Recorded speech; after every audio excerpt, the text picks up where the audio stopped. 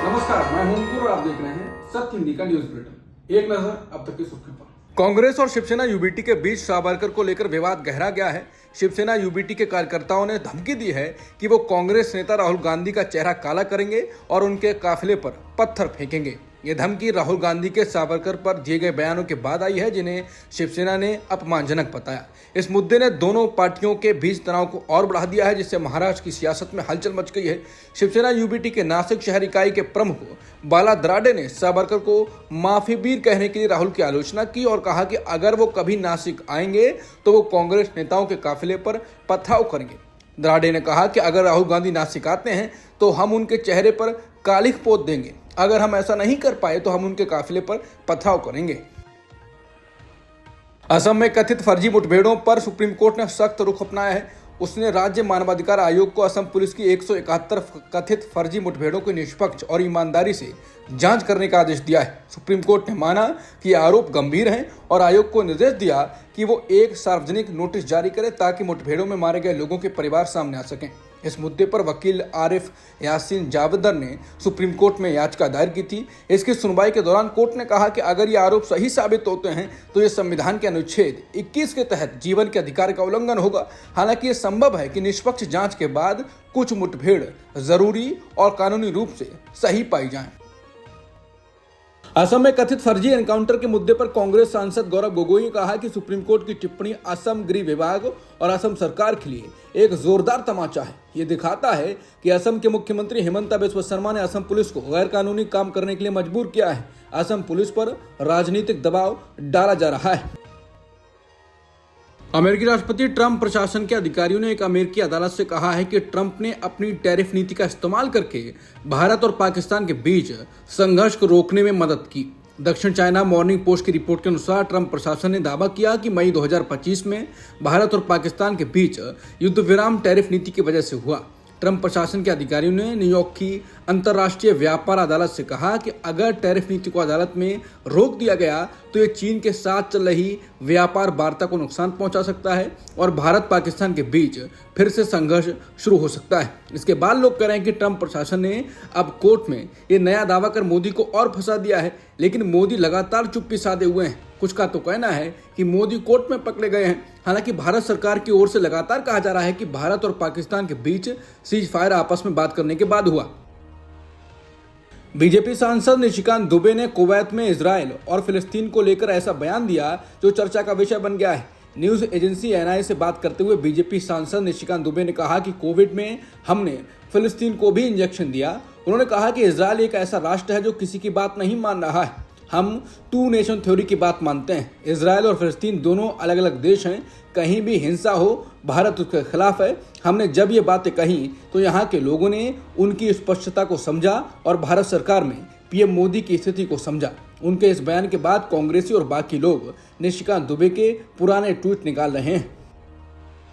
निशिकांत दुबे के इस बयान के बाद उनके फिलिस्तीन को लेकर उनके पुराने ट्वीट्स निकाले जा रहे हैं। निशिकांत दुबे ने प्रियंका गांधी का फोटो ट्वीट किया था जिसमें प्रियंका गांधी का बैग लिए हुए फोटो था।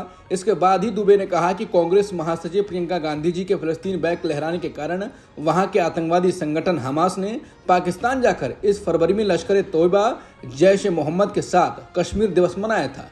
पहलगाम में हिंदुओं की हत्या में भी हमास का नाम आ रहा है। वोट बैंक के कांग्रेस आतंकवादी संगठन के मन को बढ़ाकर हिंदुओं की हत्या कब तक कराएगी।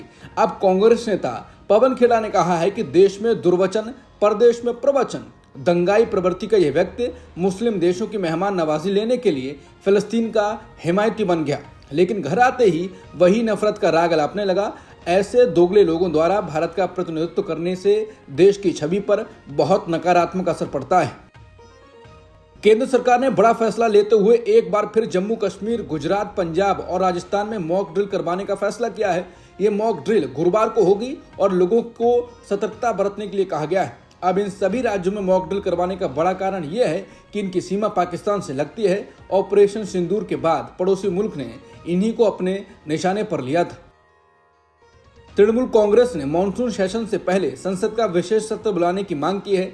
तृणमूल कांग्रेस की राज्यसभा सांसद सागरिका घोष ने कहा कि पहलगाम हमले के बाद तृणमूल कांग्रेस ने सरकार को पूरा समर्थन दिया। हम पहलगाम हमले के पीड़ितों के साथ खड़े हैं। सागरिका घोष ने कहा कि लेकिन समर्थन देने के बाद अब हम कपिल सिब्बल की संसद का विशेष सत्र बुलाए जाने की मांग करने का समर्थन करते हैं। संसदीय लोकतंत्र में हाउस सबसे बड़ी बॉडी है।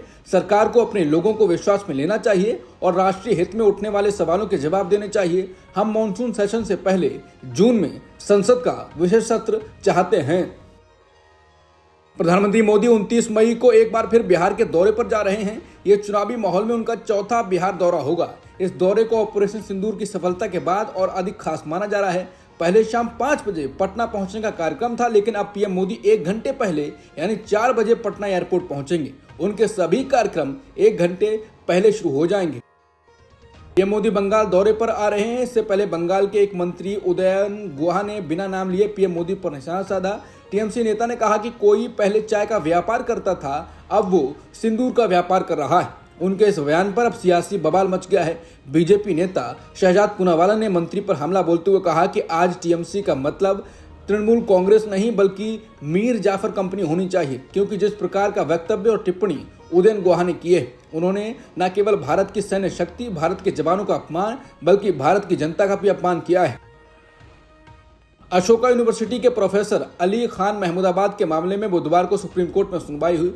हरियाणा सरकार के वकील ने बताया कि विशेष जांच दल का गठन हो गया है और इस मामले की जांच की जा रही है। जस्टिस सूर्यकांत और जस्टिस दीपांकर दत्ता की बेंच ने कहा कि हम निर्देश देते हैं कि एसआईटी की जांच 2 एफआईआर के सब्जेक्ट मैटर तक ही सीमित रहेगी। बेंच ने ये बात भी तब कही जब महमूदाबाद के वकील सिब्बल ने आशंका जताई थी कि जांच का इस्तेमाल एफआईआर से परे चीजों को देखने के लिए किया जा सकता है। बेंच ने हरियाणा सरकार की ओर से पेश हुए वकील से यह भी कहा कि जांच का दायरा आगे नहीं बढ़ना चाहिए। तमिलनाडु की मक्कल नीदी मय्यम पार्टी ने राज्यसभा सीट के लिए कमल हासन को उम्मीदवार बनाया है। कमल हासन की उम्मीदवारी को सत्ताधारी डीएमके का समर्थन मिला है। डीएमके ने राज्यसभा के लिए 3 उम्मीदवारों के नाम जारी किए हैं और एक सीट पर मक्कल नीदी मय्यम पार्टी के उम्मीदवार का समर्थन करेगी। तमिलनाडु के 6 राज्यसभा सांसदों का कार्यकाल 24 जुलाई को समाप्त हो रहा है। चुनाव आयोग की ओर से जारी नोटिफिकेशन के मुताबिक नामांकन की प्रक्रिया 2 जून को शुरू होगी, वहीं नामांकन की आखिरी तारीख 9 जून होगी।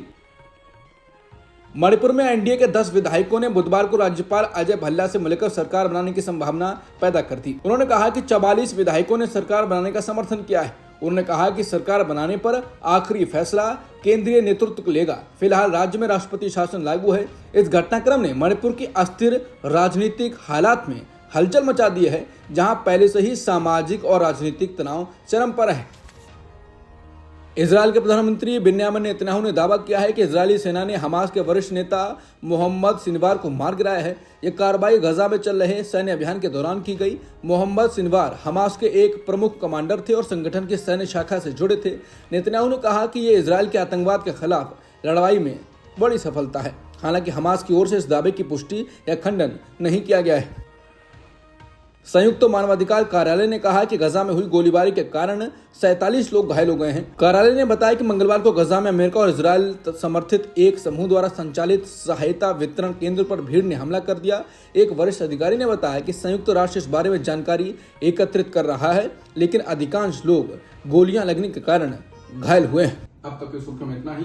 बाकी खबरों के लिए बने रहिए सत्यहिंदी.com के साथ। Copyright disclaimer under Section 107 of the Copyright Act 1976. Allowance is made for fair use for purposes such as criticism, comment, news reporting, scholarship, and research. Fair use is a use permitted by copyright statute that might otherwise be infringing.